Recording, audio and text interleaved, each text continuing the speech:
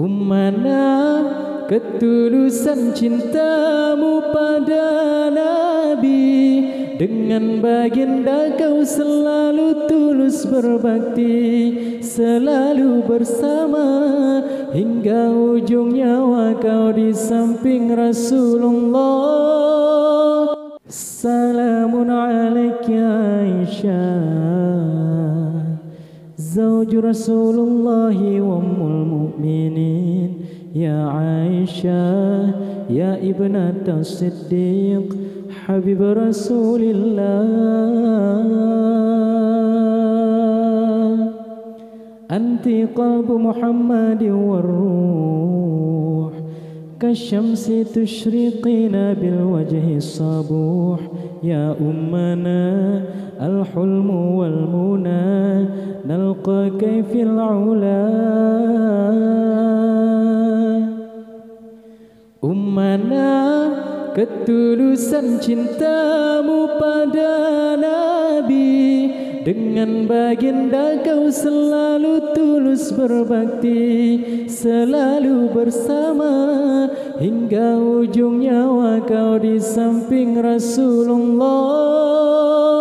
Ummana, akhbirina bihadithil yasiril qulub, sayfi lana nabiyana bisairid durub, kam nashtaqu lahu, ya ummana kam natuk, ya ummana kam natuk.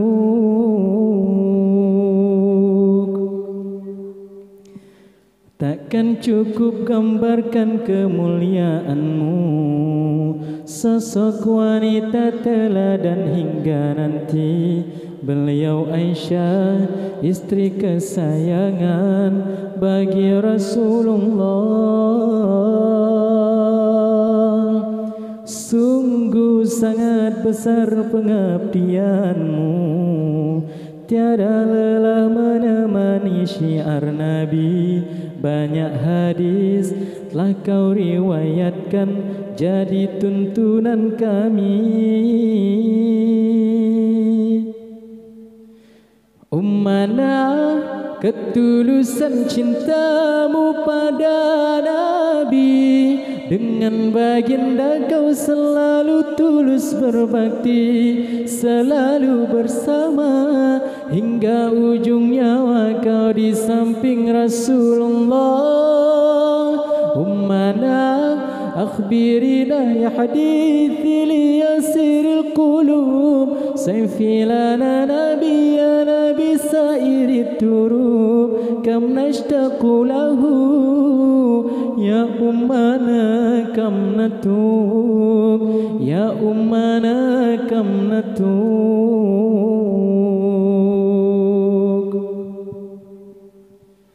Ummana, ketulusan cintamu pada Nabi, dengan baginda kau selalu tulus berbakti, selalu bersama hingga ujung nyawa kau di samping Rasulullah.